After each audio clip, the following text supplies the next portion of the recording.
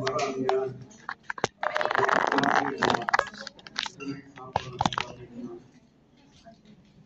Isang passage doon sa Hebrews 2, verse 4, sabi doon, God also testified to it by signs, wonders, and various miracles, and by gifts of the Holy Spirit distributed according to His will. So, yun pa rin talaga.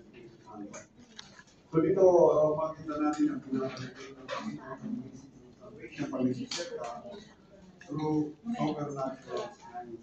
Kaya, hindi rin imposible pag-isip ka sa ibang division. Yung sinisiran mo, nabubulgin, Himalayan, ha? Ang magiging bulgin, yung dating ng pinakakita ng Himalayan. Yung greatest miracle yan. Tapos, kung may sakit, ay pag-pray mo, kung siya nag-iing, pwede mangyari yun. Lalo-lalo na kung may gift ka talaga.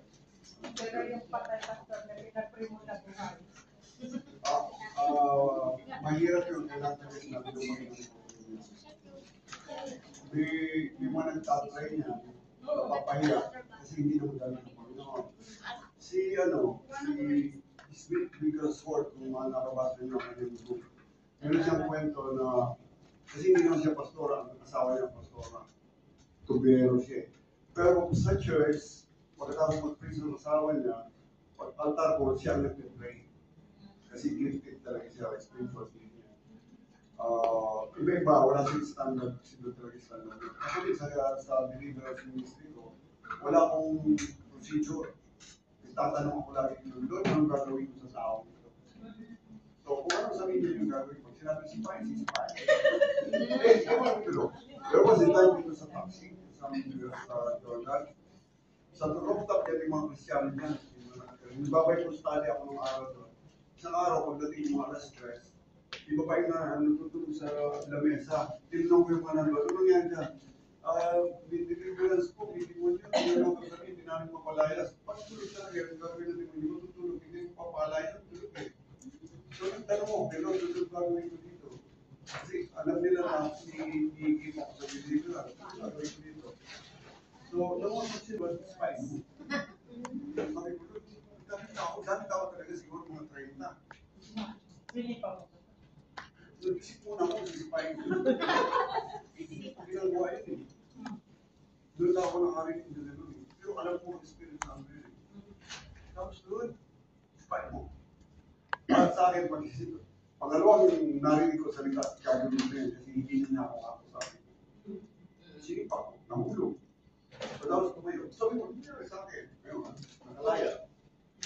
So, maraming kasi sa deliverance, maraming klase ng signs. Walang procedure doon. Yung mga, kaya nung nag-focus ako sa deliverance ministry ko, hindi ako nagbabasa ng books, hindi ako nanonood ng YouTube. Kasi ayaw ko makamagaya ko. Hinayaan ko ang Spirit Santo ang gagawin sa akin. Hanggang sa nasanay ako ng standard ko siya. Hanggang ngayon, itatanong ko lagi. Kahit yung pinipapabay, tinatanong ko, ano gusto mong gawin sa'yo ng Espiritu Santo? Ano gusto mong gawin sa'yo ng Espiritu Santo? Kasi hindi naman ako magpapagaling, hindi naman ako magpapalag ng tingin mo eh. Magpapagamit na ako sa Panginoon. So, may confirmation talaga yan. Kaya pag nag-bautis mo kayo sa Espiritu Santo, pag nagsisir kayo ng Holy God, asahan nyo na magkakaroon ng himala. Kasi, hindi, lalo na kung hindi desire mo. Kasi kailangan i-desire mo ang mga regalo ng Espiritu Santo. Hindi na ibibigay sa'yo kung ayaw mo. Ang Diyos hindi pakialam nito, hindi yung mukha ng mga away.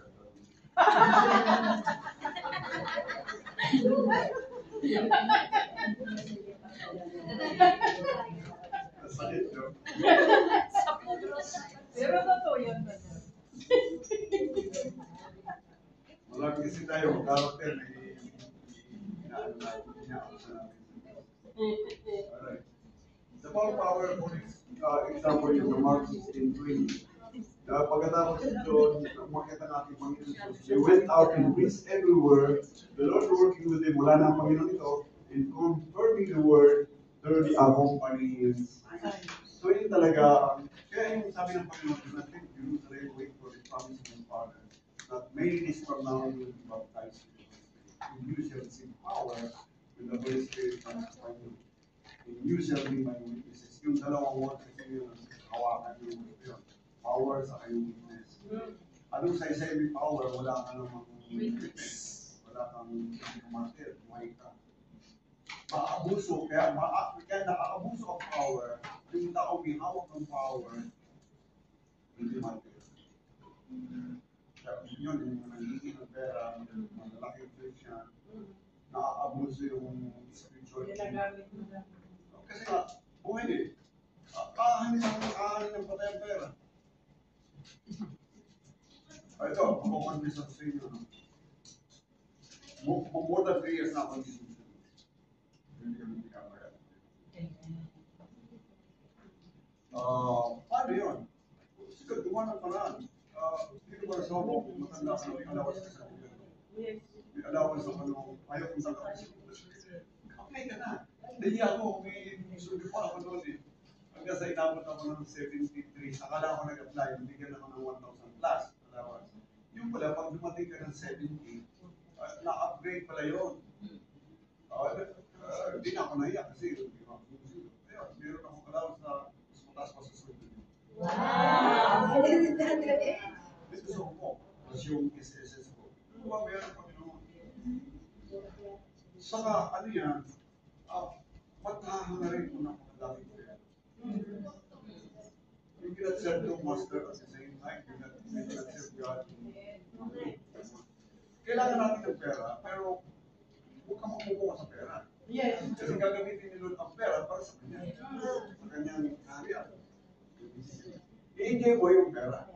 Pero dadaanan sa iyo para i-bless mo yung pera. Kaya huwag kayong magreklamo kung dumadaan yung pera sa inyo. Mga kamay, may sahod. Ay, iba naman yung kaso nyo.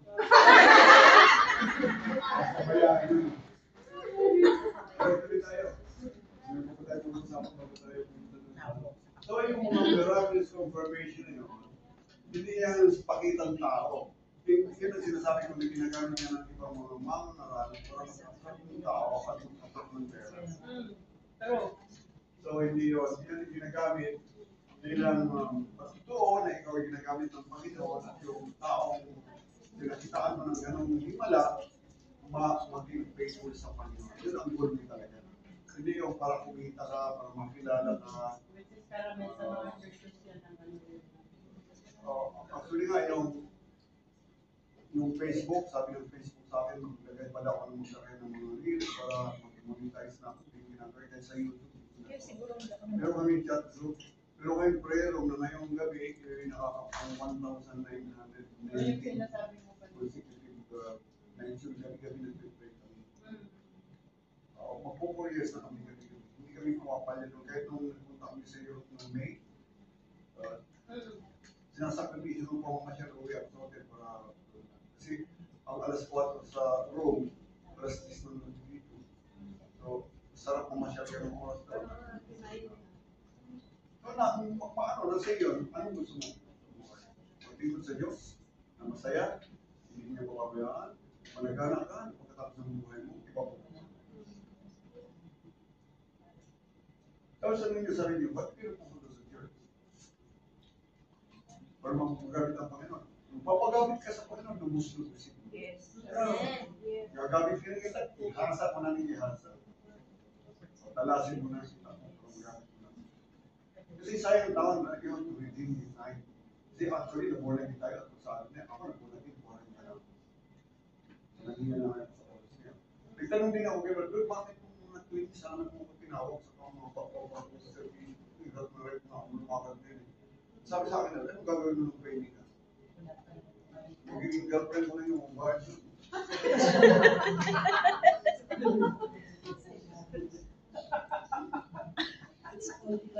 Ayun, 20. Wala mo yung iisip mo ng 24 yung ginawa ng buhay. Pero di ko tinatawag ang Panginoon ng bata ko. Sino talaga ako nasusunod? Basta isuko ko lang buhay ko, kung walang edad. Ang sinabi kong edad dahil ako ng buhay sa mundo ng matagal. Okay? So, yung sabi, ang iba dinisip lang natin na hindi yan human effort. Partnership yan.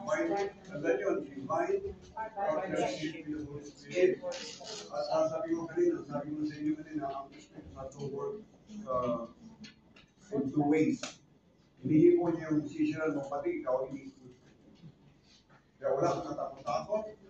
So, wala lahat. At hindi ka rin basta-basta yung sisiran. Tatanong ka rin, sino ang sisiran mo. Nag-develop yun. Kasi hindi lang ng tao oras na pagtawagin ng Panginoon. Kasi sabi niya, no one can come to me except the Father in heaven knows him. Kung papalit kasi ninyo, hindi naman lahat ng tao, ginudro. Kahit kayo, balikan niyo pagkaging Kristiyano nyo. Nung mahulagin kayo, ang dami ng dumaang nagpukuminsi sa inyo, nasama sa church, kaya pinagtatagulan nyo eh. Kasi hindi nyo patay. There's time for everything. Yes. Sabi ni Suluput, out of protection. So, ano ba pupuntahan natin? Yun, dito na tayo sa baptism sa Espiritu Santo. Dito na tayong pagtanong sa Espiritu Santo, sa kadalasan, ito yung tanong ko rin kanina kung paano yun. Paano ang tanong yun? Yung deeply personal, totally experience in Christian faith. Magkakaroon na talagang pagbabago, magbabago din yung Bible. Magbabago lahat yan. Pati yung tao, dati kasi, wala akong tiyaga sa tao. Sabi ko, ba't ganito ang mga Kristiano? Nagpasan misyon, so hindi pa alam gagawin. Nagpapastor na ako nung ayaw, hindi ako nagkakounsel. Kasi, sabi ko, gano'n mo ito, parang walang mga utak. Gano'n pala talaga tao. So, unti-unti binabigyan ng aking pakiramdam, mahaba ng pasensya. Dati wala akong pasensya sa mga tao. Kasi papaguhin nyo talaga ng Panginoon. Pero kung hindi ka baptize sa Espiritu Santo, paano mapapaguhin ay buhay ka? Ang patay madaling bihisan, ang buhay ang hirap bihisan.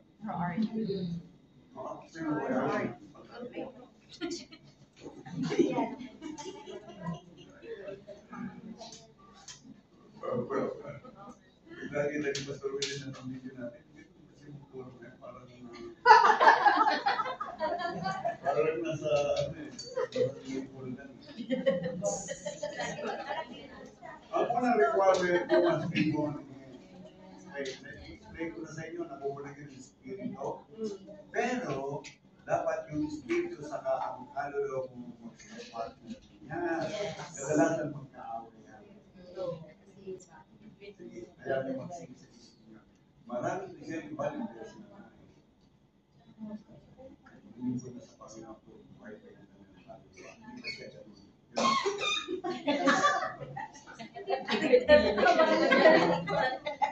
Di ba reverse?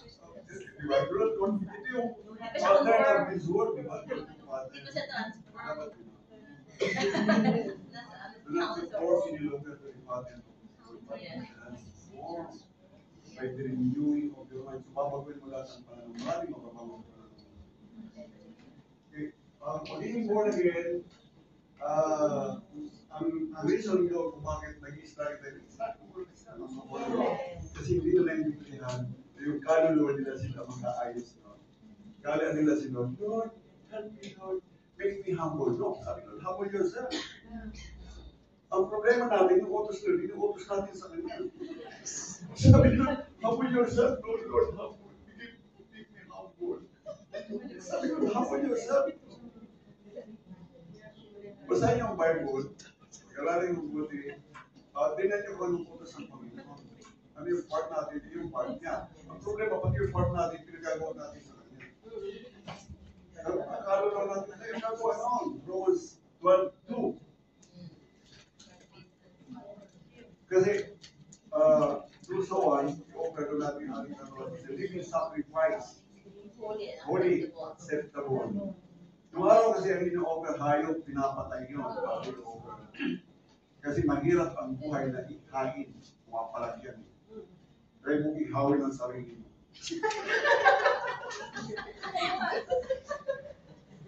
Ay, mabigat ako ba? 70. Di ba?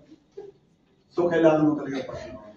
Mag-born-again ka. Pag na-born-again ka, pasalamat mo na. Pasalamat ka na born-again, meron ng connection ng Espiritu sa Panginoon. Pero yung Espiritu mo, ang connection na nasa mundo mo eh. Napansin mo yun? Sakay mo sa jeep, kung anong tutugan mo niya, kung pasito. Part pa rin yun ang buhay mo kasi dalawa nga ang personality mo. Sabi nga, Espiritu sa iyo kaluluwa. So, kaluluwa mo dapat maging papayon sa Espiritu Santo.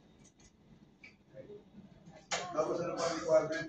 Kasi ito yung foundation ng pagtanggap sa Espiritu Santo. Ng bautismo sa Espiritu Santo. Pangalawa, kinakailangan meron kang desire at hihingi ka talaga. Sinulat ko rin doon sa BBC chat group natin. So, ang Biblia ay in-encourage tayo na humingi talaga tayo. Kasi dahil yung sabi doon sa Luke 11, if you then, who are evil, know how to give good gifts to your children, how much more will the Heavenly Father give the Holy Spirit to those who ask Him? So, ang ibig sabihin nito, lalaki tayo sa ating Panginoon with sincere na alam natin na hindi natin gagamitin sa mali ang anumang ibibigay sa atin gano'n ng Espiritu Santo. Okay? Pangatlo, yung faith sa expectation. Dapat talaga asahan mong dapat ma-bautismo sa Espiritu Santo para magamit ka ng Panginoon. Eh, Pastor, paano po yung hindi bautismo, hindi ba nagagamit ng Panginoon yun? Nagagamit yun, pero hindi kulang. Nagagamit yun, because yung sa church, papadami ng member. Ito yung mga lagi namumungay ang mata pagka nag-Espiritu.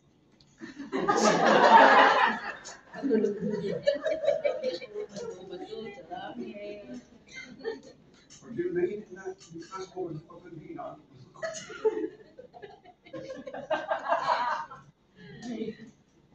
wala ako na Panginoon yan eh. So, asahan mo yun, hindi mo yun. Pag wala kang Panginoon, pangapat.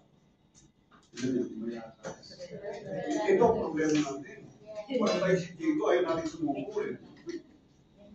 Pero problema, kaya tayo isuko mo sarili mo sa Panginoon. At siguro yung nangihingi ko sa inyo panalangin niya, sumuko tayo sa Panginoon. Kaya sumuko eh. Kasi sa atin, sumusuko tayo yung bukas lalaban naman tayo eh. Pero hindi, by nature tayo. Pero pag patay ka lang, alam ko lang, bibigyan ko tayo.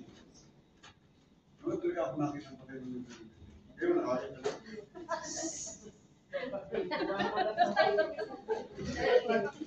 So yun ang keyword natin, kaya naman tayo talaga tayo. Kasi sabi sa Bible, we must die to ourselves to conform to our Lord Jesus Christ. Yun ang goal natin maging Christ-like. Hindi na magiging Christ-like kung ikaw pa rin yung dating ikaw. So, example, let this mind be in you also, which is in Christ Jesus. Pag-iisipan niya, dapat mag-iisipan. Yun ang yung transformation na dapat mangyari sa atin. At mangyari lamang yun kung total surrender bibigyan natin at total obedience ipapakita natin sa Panginoon. Ang kumisa kasi ang surrender natin, conditional. Kung obedience natin, conditional. Lalo-lalo na sa obedience sa pagpapatawad, sabi ng Panginoon, patawad kayo, kung hindi kayo patawad, hindi ko rin kayo patatawarin. Papatawad kayo sa mga kagalit nyo, pero conditional. Lalo na sa asawa, lagi conditional yan. Nakakatato mo na, mag-respect.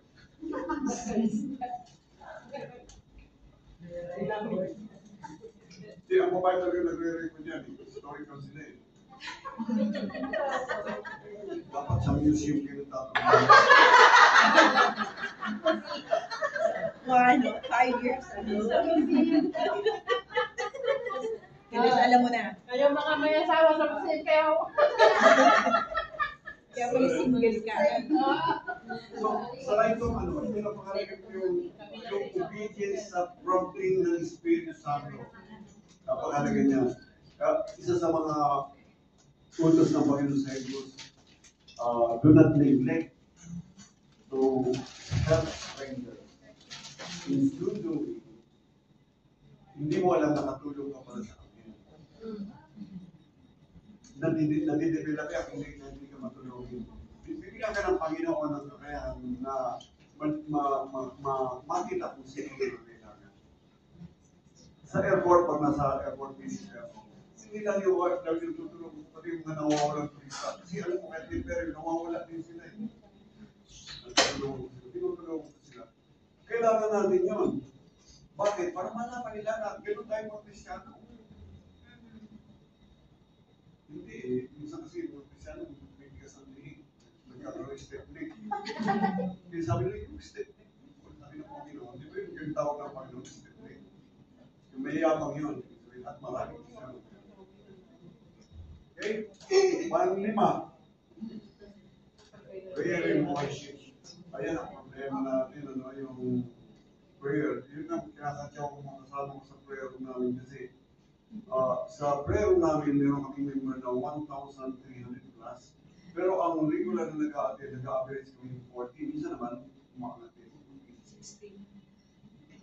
Pero nung tinanong ko sila, yung Saturday ko kasi Saturday ko hindi ako siya marami. Naalala niyo ba yung pinag-usapan natin na gabi? Sabi niyo, bakit? Tulog po. Pero ang ginagawa nila kasi, naka-alarm. Pag matatapos na ako yan, puro ibig. So, hindi nyo madadaya. Yeah. Madadaya natin si Mara.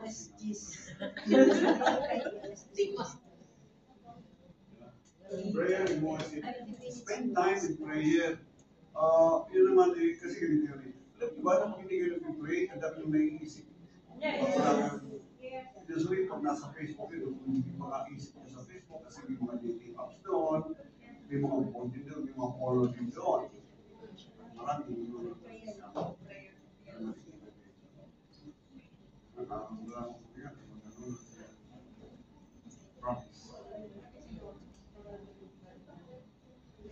Hindi ko siguro effective. Ayaw ko rin.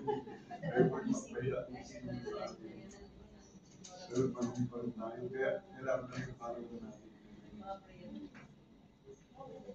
Yun ang pag-pray. Yun yung sasabi niyo sa prayer. Bigyan ng Panginoon. Kasi, kwento ko sa inyo kung paano ko nakausap ng Panginoon. Yung bago Kristiyan ako, gusto ko talaga siya makausap. Kasi sabi na nakakausap na ng Diyos. Makakausap ng Diyos. So sabi ng isang kaibigan ko, maglagay ka brother sa bukuan, na walang buko kung si Lord na. Ako, yung ako ganda ko alam, ilagay ko ng tabing yun. Tapos di ko lang doon. Doon, pagka alas 3 ng madaling araw doon ang sabi ko, kung kayo sa kuna itong pag-usap niyo, parang kung sa sinukulo ko eh. Hindi ko siya nakausap. Pero isang araw, nakausap. Nandito na ako sa Hong Kong. Nung nag-pastor ako dito, hindi naman ako pastor talaga na parang kinuha na nila ako para kapalit tayo kung wala yung naagawan ako ng magaling na pastor na ako nag-ibig na inago sa akin yung church. Eh, napalaki ko na. Sa mga loob ko, wala akong church. Tulog-tulog lang ako sa mga church. Hanggang isang araw, sabi niyo sila, sabi niya, nag-pray ako, madaling araw ako mag-pray kasi sabi nung kaibigan ko turo sa akin, pinakamaganda mga madaling araw kasi usually yung pinakamagandang time sa Diyos. Okay. Kasi mayroon gawin yung kasi sarap matulog. Yes. Yun ang usap sila, bibigyan ng pinakamalaking ministry dito sa Hong Kong. Parang hindi sila kami kausap. During the time, ang GIN, 4,000 na eh, nung panahon na yun. Yun yata, marami na. Paano yun? Wala na akong church. Paano kung magkakaroon ng malaking ministry dito sa Hong Kong? Then nung taon na yun, na-assign ako dito ng Moise Roro World Evangelism. Hindi ko alam mo alam yun. Naging coordinator ako dito sa Hong Kong. Nagkaroon kami nagkasada sa Hong Kong Region. 12,000 kung naman yun. 3 days yun. Yung ika 3 days, yung third day, apaw ng tao, hindi pinapasok. Namusap ko ni sila ito, di ba? Pinapalaking ministry. Sila pa nagsalita ko ito. Hindi naman niya sinabing mahabang panahon. 3 days na, pero pinapalaking ministry. So, doon ka i-develop ng Panginoon sa pagkakalimutan sa kanya. I-develop niyo yung surrender mo, obedience mo, saka expectation mo dati. So, hindi ko alam kung meron pa tao sa pagkakapre na tayo. Meron ko wala. Yung minsan, marami naman tayo mababasa kung mga mabulagin ang Maria, sa pamagitan ni Philip, nung malaman ni John yung sa kanil Peter, nagpunta sila doon, pinatungan nila ng kamay na bautis mo sa Espiritu Santo yung mga tao. At marami kang mababasa sa Bible na nagpapapalo ng kamay. Sa experience mo namin. Pero not necessarily. Kasi hindi mo pwedeng kahon ang Diyos. Gagawin niya gusto niyang gawin. Kung kailan niya gusto niyang kung paano niya gusto niyang. Siya ang boses tayo. So, optional yan. Nilagay ko optional. Gusto mo papatong ng kamay? Sige. Kaya lang, magiging kumulis mo pagpapatong ng kamay. Kasi ang pagpapatong ng kamay, visible yan. Transferring of something. Transferring of sin.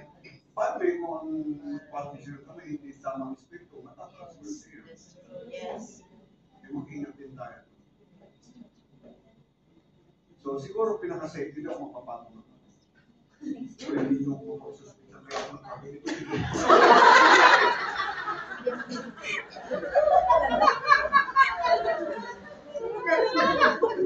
Mag-pray lang tayo. Okay na kayo? Yung tanong, pag tayo medyo pa pala manifestation. Ito, pagka na-bautis mo yung Espiritu Santo, minsan, meron talagang manifestation ng gift. Ngayon, kung minsan wala. Paano kung wala? No problem. Kung wala. Iramdaman mo sa rin kung ginagawa pa rin ang office mo na ano. Hindi pwede na ikaw ng Diyos eh. Yung mga manifestation, may mga prophesy. Kaya pagdating sa prophecy, very, may ingat ako dyan kasi nagda-diet tayo dyan. Kasi ang prophecy, hindi perfect yan. Sabi ni Pablo, we know in part, we don't know in part. So, we responsibility ng pastor, sawayin niyo ng prophesy. Minsan ginawa ko sa church yan, sinasanay ko sila mag-prophesy. Sabi ko, kung mayroon sinasabi ng Panginoon, just say it. Pero during the time, hindi na ako nag-pray ng nakapikit. Kasi there was a time na, pagkasarap kong pray ng nakapikit, di ba? Minsan nasipa ako kapag nag-pray ng nakapikit. Kasi hindi mo nyo pa rin wala doon, hindi na ako pipikit. Hindi ako nag-bibiro. Part yan ng experience ako sa deliverance. Kasi pamatay na talaga ng lingon niya eh. Sinipa ako sa ng pagpako. Pagkatapos nung mga pinag-aralan ko mag-pray ng ilat ang hirap. Pero sanay na ako mag-pray ng ilat. Kasi madi-distract ka. Hindi totoo yun. Sasanayin ka ng Panginoon. Tandaan na iingatan ka ng Panginoon. Kasi ang mindset natin, tayo nagtakda na hindi Panginoon. O parang gusto Panginoon. Ganun ka kasi.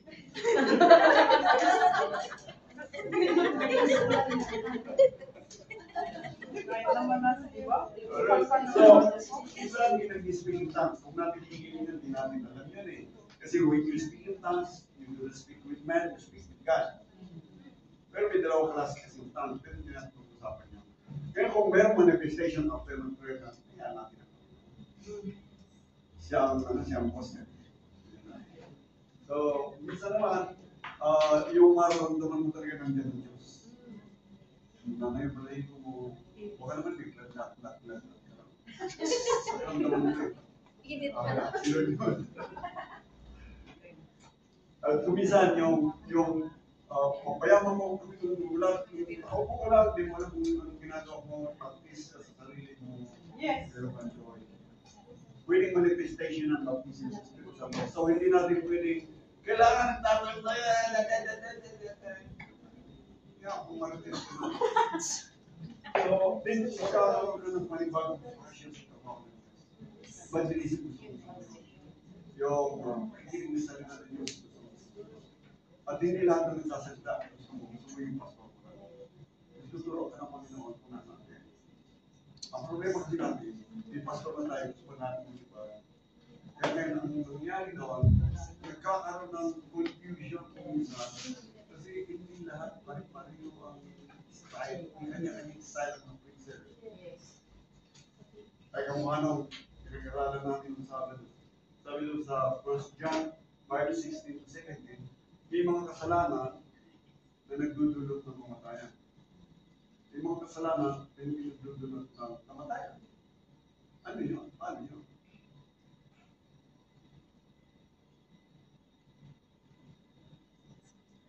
Kailangan ko yung context, no?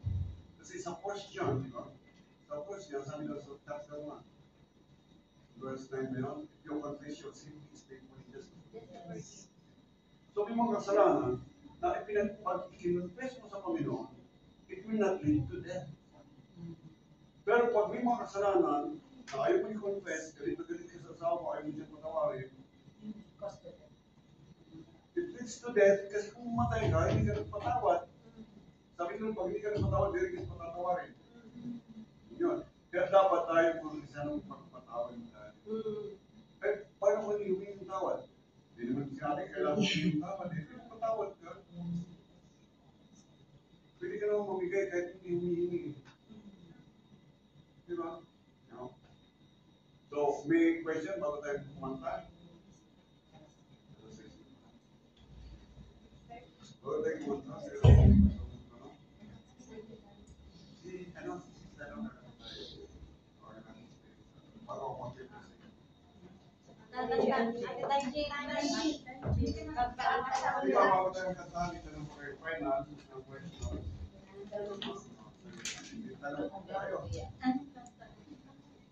So,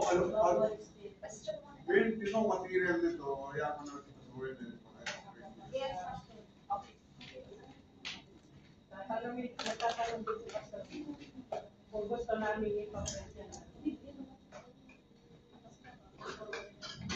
Sa inyo na po yun.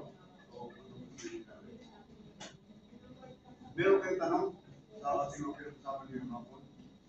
Kita na kayo. Kala kayo tanong. Nasagot niyo yung mga daming Pastor, may tanong po. Sige po. Kasi yung hibag ko, sa halos kabisado niya na yung buong Biblia. Pero pa after nun, parang nasiraan siya ng nawala sa sarili. So ano po ang tanong? Nakakasira ba ang Bible o hindi? Hindi ko alam kung bakit ganun yung nangyari sa Hindi kanya. ko rin alam. Nabaliw siya. Naipadoktor niya na ba? Ha? Naipadoktor. Oo, Minsan kasi ganito yung sobrang pag-isip natin na gusto namin may mangibabaw, ba't niya kinabisa ang Bible? Ako, taga-taga mo naman sa figure ng kabisado na niya. Kasi sa evangelism naman, sorry muna, sa evangelism, karamihan at verse na si-share mo eh. Sasabihin mo lang, lahat tayo nagkasala, lumabot sa kalulagay ng Diyos, Romans 6, 3:23. Tapos sa kabayaran ng kasalanan, Romans 6:23 pa rin. Tapos, sabi sa Acts chapter 4, verse 12, kapisilin lang, walang pangalan bigay sa silong ng langit na sukat ikalitas ng tao, kundi si Jesus. Tapos yung sa Matthew, na sinabi Jesus, ang pundahan ng buwan, sa katuwanan, walang mga karoon sa mama, alikon sa akin, hindi si Maria, hindi si Pablo, hindi si Fusino. So, yun lang, sa ano mo, tapos, papasok ko yung John 1:12. As many as receive it, I bring the right to become children of God. Sumpang maging anak ng Diyos. So, hindi mo kailangan ko siya gawin kung may masisira ulo mo talaga doon. kasi na-witnessan ko siya. Paano siya? Okay. Possible kasi yun, nagkaroon siya ng maraming ambition na hindi niya sinasabi sa iba. Hindi niya na-express, hindi niya na-release sa isipan niya, matutuloy. So, again nga, katawag ng isang sabi ko, may compare sa akin dito, na concern siya sa mga pamangkin niya. Problema yung mula sa sarili mo kung anong pinagagawa siya ng Panginoon. Kasi kung minsan, ang mga kamag-anak natin, ibang tao inutusan ng Panginoon para sa kanila. Bakit kasi pinangungunahan natin ng Espiritu Santo, siya ang director ng evangelism eh. Lord, pamilya ko muna Lord. Kasi sabi ko, Jerusalem, Judea, Samaria. Totoo naman yun. Kung sisir ka, hindi ka nila, punta ko na rin. Kasi pag sobrang paghangat natin ng maligtas lahat ng samakalan natin, sama sa Diyos, therefore, sumubra lang. Sumubra. Anything that is sobra, masama. Di ba tubig maganda yun? Type tubig from Sandra. Lahat ng sobra, masama. Pero, Pastor, okay din ba yung ay sa bagay, naman na yung magpapa-pray ka sa isang tao, Pastor, na maka-receive ka ng baptism? So, okay. Oo, no. Oo nga, mag-prepare tayo na yun. Kung ayaw mo, gusto din.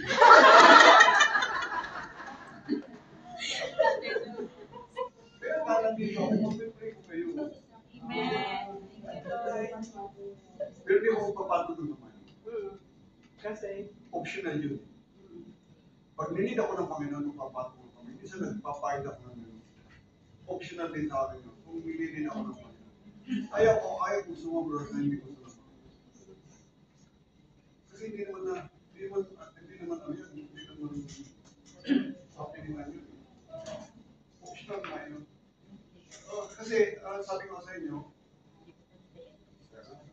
mag-ingat tayo sa mga kapatid mo ngayon, hindi nila nila dapat nagpapatid mo sa inyo. Kasi yung transparent spirit, yan ang purpose ng pagpapatid mo sa inyo sa transparent blessing, na pag-espiritu, diba? Yung transparent spirit. Sa atin, kaya sa atin, na kung gusto ninyong partner na may kaya lang mano, diba? Bless si Lolo, ibig sabihin, meron din transparent ng blessing. So, lalo na sa amin sa Bicol, ang mga taong araw, kaya hindi mo kilala ba sa Matala? Yes,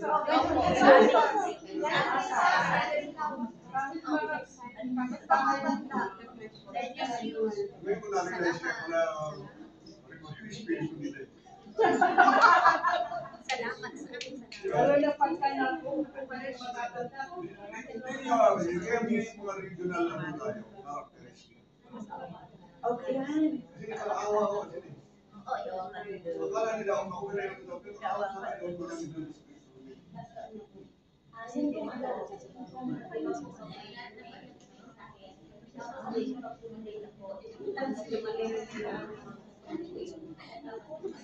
sabi ng mga design, follow them. Ito lang pala tanda sa mga naging, wala they will cast out demons, they will lay their hands on the sick, and the sick shall recover. At sa James, mapabasa mo rin na, part yun ng utos ng Panginoon, na magpatong tayo ng kanyang sakit. Ngayon, manipang papatong ko ng excited, sakit ka rin siguro. May mayumalik. Wala pa naman ako nakita ngayon. Joke ko lang. Hindi ba ginuwa? Siya doon makikita ng medicine. Saan? Hindi tayo natin. So, ready na kayo? Salamat naman na. Seriously na. Ngayon sa lahat ko, maraming sa oras na ito doon, na-explore namin yung minsan ng Espiritu Santo. At doon, Panginoon, sa mga kapatid ko na malalim ang mensahe ng mga bautismo sa Espiritu Santo. At kahit na nabautismohan niya pa na siya, Panginoon, at kung gusto niya pa rin ma-review, Panginoon Diyos, ang kanyang relasyon sa iyo at ang kanyang naramdaman ng una. Panginoon, kayo po, Panginoon, hindi po kami ang gagawin ko ng Panginoon. Dadalhin ko sila sa katotohanan na kayo may kontrol ng bagay. Nananalangin po kami nagsama-sama at pagpapabaya po namin sa iyo malayang pagkilo sa aming kalahinaan. Salamat po na marami sa lahat ng naging Israel ng mga bautismo sa Espiritu Santo upang magkaroon sila ng kakayahan, ng power to share your word, na maging witness ko sila, Panginoon. Na hindi na sila nahiya, hindi na sila natakot na ipatay na ang kapatid ng sarili. Salamat, Lord, at the same time, Lord, tulungan mo kami, Panginoon Diyos, na mula ngayon, na mag-umpisa na kami, Panginoon, tutuloy namin ang aming kaluluwa ayon sa nais mo, Panginoon. Salamat po ng marami sa lahat ng katotohanan ng aming ginagawa ngayong araw dito, na may mais sa pamuhay namin. Salamat po ng marami sa Espiritu Santo na siyang namamahala sa aming hinaw. At kahit ngayon, Panginoon, naniniwala ako ng kanyang presensya na. Salamat po ng marami at pati doon sa mga kapatid ko, Panginoon, na nakaranas, Panginoon, sa pag-umahandal, Panginoon, sa amin, na pagmatanggap ng Espiritu Santo, ang resistance namin sa ating nakaraan, ang mga bagay na sumira sa amin sa nakaraan. Nais namin ma-address din sa oras dito, sa pangalan ni Jesus. Amen. Kaya sa kanila, yung mismo sabi sa akin ng Panginoon, kasi yan, one hindrance sa buhay natin, yung nakaraan natin, na hindi natin maiwanan. Usually, ang nakaraan, sinasabi natin yung nakaraan. Pero pag napulis ka, ano gumawa ka kanina? Lalo na hindi ka nakapagpatawa. At ang masakit doon yung namuhulis ka ng bata pa. Dadali mo yun. Kahit edad ka na, same thing effect, pero mas grabe effect ng mga bata. Kasi wala rin sa pakiramdam nila, hindi sila natulungan ng magulang, hindi sila natulungan ng mga kapatid. Then, pakiramdam nila sila ang kasalanan kung bakit sila namulis ka, lalo na kung malaki na dalaga na. Then, pakiramdam niya makubi siya. Yun ang mga interest para makakita sa Espiritu Santo. So, pag-pray natin ngayon, kaya kung pinanungan natin ngayon, gusto ko iso kung sino sa inyo ng ministry, huwag mo sasabihin.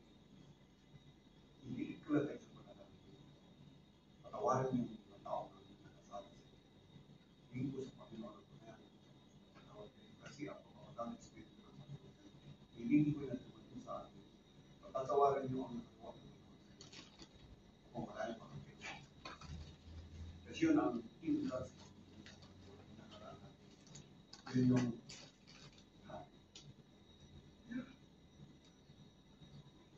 marami pa kasi para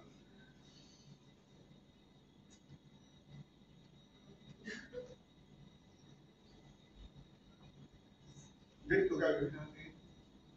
Bago tayo hingin ang boses ng Spirit Santo, bilhin muna natin yung nakakarating. Kasi tayo lahat, tayo kung kanina, tayo pinakikita kayo. Balikan nyo ang nakakarating. Panginoon, ibalik po sila, Panginoon.